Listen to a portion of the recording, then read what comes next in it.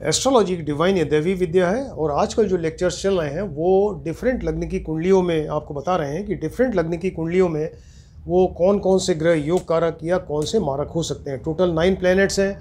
9 planets में कौन कौन से ग्रह योग कारक या मारक हो सकते हैं। अब वो हर एक लग्न की कुंडली में वो चेंज हो जाता है। किसी लग्न की कुंडली में कोई ग्रह योग कारक होगा तो दूसरे लग्न की कुंडली में वो मारक भी बन सकता है। तो इस तरीके से आपको बताया।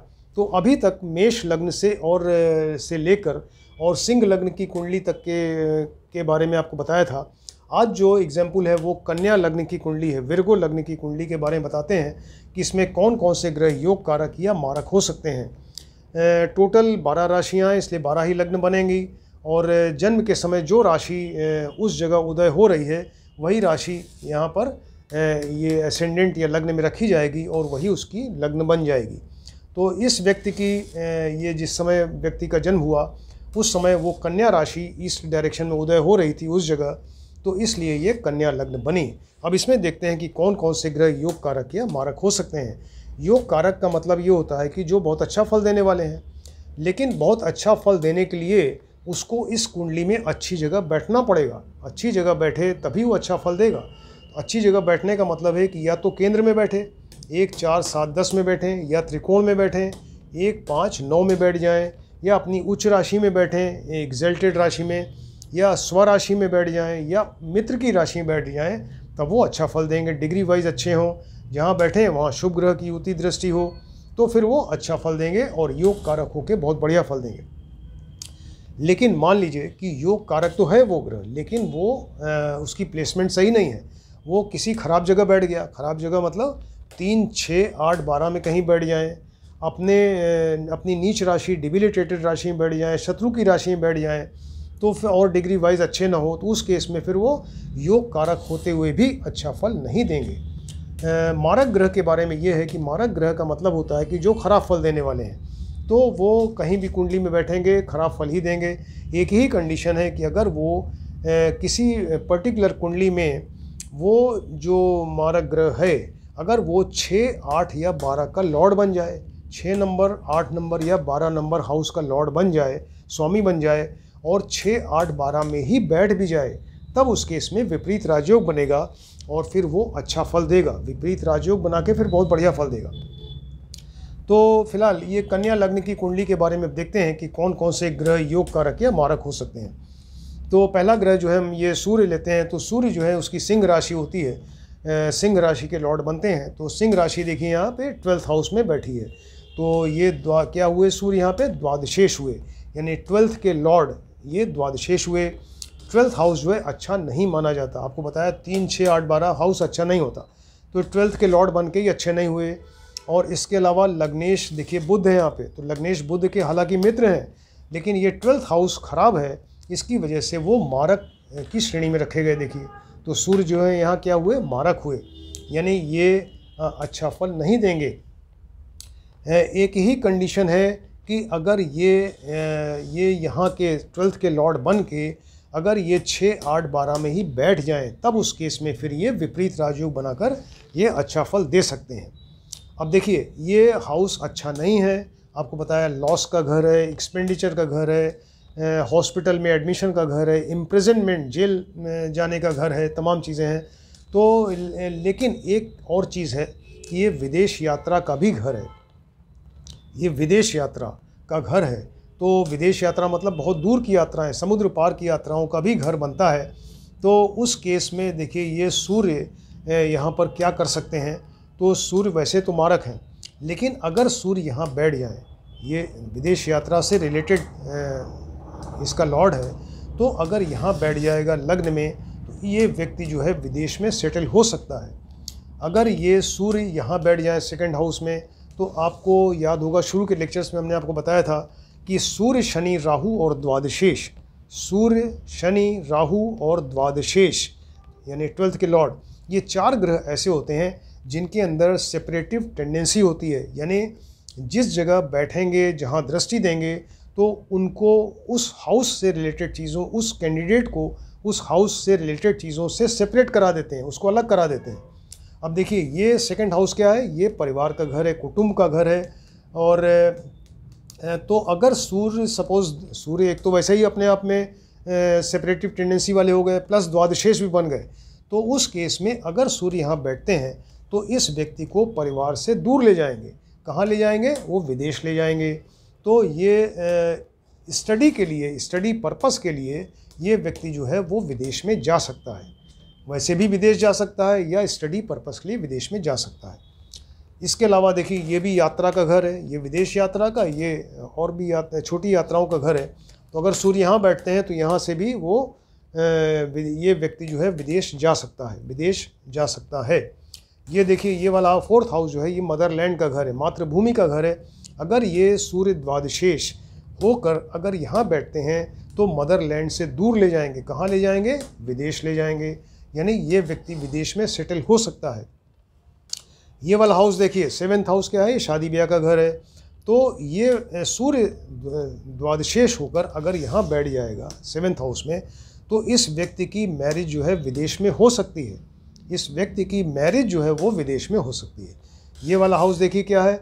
ये सर्विस का घर है, मान सम्मान का, बहुत सारी चीज़ों का घर है, कर्म का घर है। तो ये व्यक्ति अगर सपोज सूर्य यहाँ बैठ जाए तो इस व्यक्ति को सर्विस के लिए हो सकता है कि विदेश जाना पड़े, सर्विस के लिए विदेश जाना पड़ेगा। तो इस तरीके से वो आपको बताया कि सूर्य अगर डिफरेंट प्लेसेस में रह के और सेपरेटिव टेंडेंसी होने की वजह से और विदेश यात्रा से रिलेटेड होने की वजह से वो क्या क्या फल दे सकते हैं, और इसके बारे में आपको बताया सूर्य के बारे में।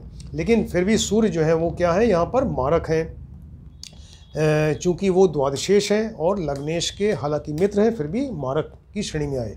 अब एक ही चीज़ है कि वो अगर ये यहाँ के लॉर्ड बन के अगर 6, 8, 12 में कहीं बैठेंगे तब उस केस में फिर वो विपरीत राजयोग बनाएंगे और तब वो फिर अच्छा फल देंगे। इस हाउस का फल अच्छा देंगे और यहाँ इस हाउस का, क्योंकि यहाँ पे दृष्टि आएगी, यहाँ का भी अच्छा फल देंगे विपरीत राजयोग बनाकर। ये हुआ पहले सूर्य के बारे में। अब सेकंड जो प्लेनेट लेते हैं चंद्रमा के बारे में। तो चंद्रमा देखिए इनकी राशि ये है, ये 4th राशि के लॉर्ड हैं और वो 11th हाउस में है राशि। यानी चंद्रमा क्या हुए? एकादशेष हुए। एकादश स्थान किस चीज़ का होता है? वो इनकम का घर है, प्रॉफिट का घर है, और इसके अलावा लेकिन वो डिसीज़ का भी घर है। तो चंद्रमा जो है वो यहाँ के लॉर्ड तो बने एकादशेष के, और लेकिन वो लग्नेश के शत्रु भी हैं। देखिए लग्नेश बुध के शत्रु हैं चंद्रमा। तो ये यहाँ पर एकादशेष होके वो अच्छा नहीं माना जाएगा, क्योंकि ये बीमारी का भी घर है। ये देखिए 6th हाउस बीमारी का घर, रोग का घर, और 6 से 6, छठे से छठा, 6th to 6th ये एकादश भी रोग का घर है। तो प्रॉफिट और इनकम तो कम होगी, उससे कई गुना ये बीमारी बढ़ जाएगी। तो इसकी वजह से ये चंद्रमा जो है मारक की श्रेणी में रखे गए। चंद्रमा इस कुंडली में कहीं भी बैठेंगे वो अच्छा फल नहीं देंगे। सूर्य और चंद्रमा हुए। अब नेक्स्ट जो प्लेनेट लेते हैं मंगल है। तो मंगल की 2 राशियां हैं, 1 नंबर और 8 नंबर, यानी मेष राशि और वृश्चिक राशि। तो ये मंगल यहाँ क्या बने? तृतीयेश और अष्टमेश बने। तृतीयेश और अष्टमेश यानी 3rd और 8th के लॉर्ड बने। अब ये तृतीयेश और अष्टमेश बनकर ये अच्छे हाउसेस के लॉर्ड नहीं है, राइट। ये भी हाउस अच्छा नहीं माना जाता, ये भी हाउस अच्छा नहीं माना जाता। इसके अलावा मंगल देखिए लग्नेश बुध के शत्रु भी हैं, तो इसलिए मंगल क्या हुए? यहाँ पर मारक हो गए। तो ये देखिए मंगल मारक की श्रेणी में रखे गए।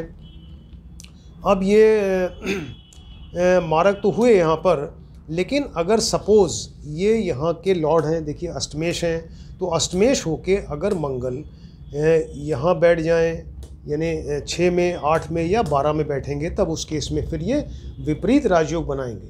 ये मंगल विपरीत राजयोग बनाकर तब ये अच्छा फल देंगे, अदरवाइज़ ये मारक हैं और ख़राब फल देंगे। अब ये नेक्स्ट जो प्लैनेट लेते हैं बुध के बारे में। तो बुध देखिए बुध की 2 राशियां हैं, मिथुन राशि और कन्या राशि। तो ये कन्या लग्न है, इसके मतलब कि कन्या राशि ही लग्न में बैठी हुई है। लग्न का मतलब केंद्र भी है, त्रिकोण भी है, तो ये योग कारक हो गए, क्योंकि लग्नेश जो होता है हमेशा योग कारक होता है। वो लग्न भी है और केंद्र भी है और त्रिकोण भी है। तो इनकी मेन राशि जो है वो मूल त्रिकोण या उच्च राशि यहीं बैठी हुई है, और दूसरी साधारण राशि ये 10th हाउस में है। तो बुध यहाँ पर लग्नेश और दशमेश हुए, लग्नेश दशमेश होके ये योग कारक हुए। तो देखिए बुध यहाँ क्या हुए? योग कारक हो गए। अब इनको योग कारक यानी अच्छा फल देने के लिए इनकी प्लेसमेंट बढ़िया होनी चाहिए। तो प्लेसमेंट अच्छी कहने का मतलब या तो केंद्र में कहीं बैठें, केंद्र में कहीं बैठ जाएं, तो 1, 4, 7 में यहाँ ना बैठें। देखिए यहाँ पे नीच के हो जाएंगे।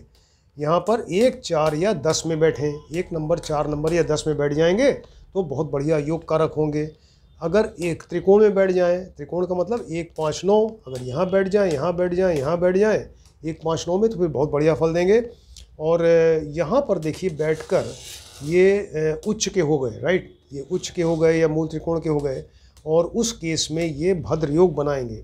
भद्र योग का मतलब वो पंच महापुरुष योग होता है। तो ये लग्न से ये केंद्र में हुआ तो इसलिए ये भद्र योग बनेगा। और यहाँ पर भी अगर बैठेंगे तो फिर तो भी भद्र योग बनेगा, क्योंकि अपनी स्वराशि में बैठ गए, लग्न से केंद्र में है दशम भाव। तो ये 2 जगह जो है लग्न में और दशम में अगर बैठेंगे तो भद्र योग बनेगा, पंच महापुरुष योग, और बहुत ही बढ़िया एक्सीलेंट फल देंगे। लेकिन अगर यहाँ बैठेंगे तो ये नीच के हो गए, फिर अच्छा फल नहीं देंगे। और इसी तरह से अगर ये 3, 6, 8, 12 में कहीं अगर बैठ गए हाउस में, तब भी ये खराब फल ही देंगे।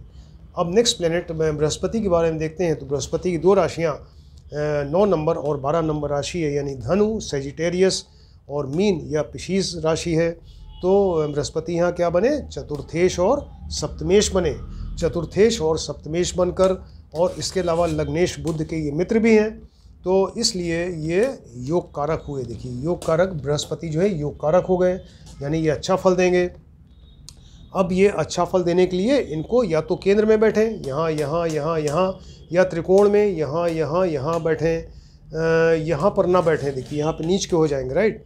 तो केंद्र में 1, 4, 7, 10 में बैठें, या त्रिकोण में ये यहाँ बैठ जाएं 9th हाउस में, तब अच्छा फल देंगे। अब देखिए अगर यहाँ बैठते हैं तो अपनी ही राशि में बैठेंगे, और यहाँ बैठेंगे तो अपनी राशि में बैठेंगे। तो इन 2 जगह अगर बैठते हैं कुंडली में, उस केस में ये हंस योग बनाएंगे। हंस योग मतलब एक पंच महापुरुष योग बनेगा, क्योंकि ये लग्न से केंद्र में है दोनों हाउस, तो ये पंच महापुरुष योग बनेगा, उसको हंस योग कहेंगे, और ये बहुत ही बढ़िया एक्सेलेंट फल देंगे। अगर यहाँ देखिए बैठते हैं एकादश में बृहस्पति, तो यहाँ बैठने से ये उच्च के हो जाएंगे, एक्सल्टेड, और बहुत बढ़िया फल देंगे। लेकिन अगर वो यहाँ बैठते हैं 10th राशि में मकर में, तो यहाँ पर नीच के हो जाएंगे, डिबिलिटेटेड, और बहुत ही बेकार फल देंगे। इसी तरह से अगर वो 3, 6, 8, 12 में कहीं बैठ जाएं, 3 नंबर, 6 नंबर, 8 नंबर या 12 नंबर के हाउस में बैठें, या अपनी 10th राशि में 5th हाउस में बैठेंगे, तो फिर वो बहुत ख़राब फल देंगे। क्लियर। तो ये बृहस्पति के बारे में बताया। अब एक नेक्स्ट प्लैनेट जो शुक्र लेते हैं, तो शुक्र की 2 राशियाँ हैं, एक तो वृष राशि या टॉरस, दूसरी ये लिब्रा या तुला राशि। तो ये शुक्र यहाँ क्या हुए, ये द्वितीयेश से सेकंड के लॉर्ड द्वितीयेश और नवमेश या भाग्येश बने। तो ये इसके अलावा ये देखिए बुध, लग्नेश बुध के मित्र भी हैं, इसलिए क्या हो गए, योग कारक हो गए। लेकिन योग कारक के लिए इनको वेल प्लेस्ड होना पड़ेगा, तभी तो अच्छा फल देंगे। तो ये देखिए शुक्र जो है वो यहाँ पर योग कारक की श्रेणी में रखे गए। अब सपोज़ अगर ये कहीं केंद्र में बैठें, तो देखिए शुक्र यहाँ ना बैठें, यहाँ पे बैठ के नीच के हो जाएंगे। तो केंद्र का मतलब यहाँ बैठें 4th हाउस में, 7th में या 10th हाउस में बैठेंगे तब अच्छा फल देंगे, या त्रिकोण में ये 5th या 9th हाउस में बैठकर अच्छा फल देंगे। और लेकिन यहाँ बैठ के नीचे हो जाएंगे।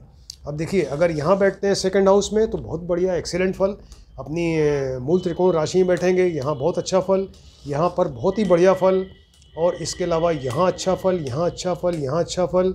लेकिन यहाँ बैठकर ये फल को ख़राब कर देंगे, डिबिलिटेटेड, नीच के हो जाएंगे शुक्र, और यहाँ फल ख़राब देंगे।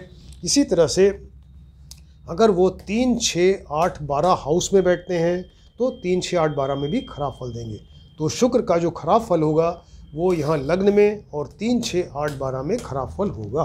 अब शनि के बारे में देखिए ना, तो ये योग कारक जो हो गए शुक्र हो गए। अब नेक्स्ट प्लैनेट शनि के बारे में देखते हैं। तो शनि की 2 राशियां हैं, 10 नंबर और 11 नंबर, यानी मकर और कुंभ राशि। तो ये एक राशि इनकी 5th हाउस में त्रिकोण में, दूसरी 6th हाउस में है षष्ठ भाव में। तो यहाँ पर ये 2 राशियों के स्वामी बने, यानी पंचमेश और षष्ठेश। चूँकि ये पंचमेश त्रिकोण के स्वामी हैं और लग्नेश बुध के मित्र भी हैं, तो इसलिए ये योग कारक हुए। तो कन्या लग्न की कुंडली में शनि जो है देखिए वो योग कारक की श्रेणी में रखे गए, योग कारक हो गए। अब योग कारक होने के लिए इनको वेल प्लेस्ड होना चाहिए, अच्छी जगह बैठें। अच्छी जगह का मतलब कि यहाँ पर बैठें या तो केंद्र में, तो 1, 4, 7, 10 हाउस में बैठ जाएं, या त्रिकोण में कहीं बैठ जाएं। 1, 5 और 9 में कहीं बैठेंगे केंद्र या त्रिकोण में तो बहुत बढ़िया फल देंगे।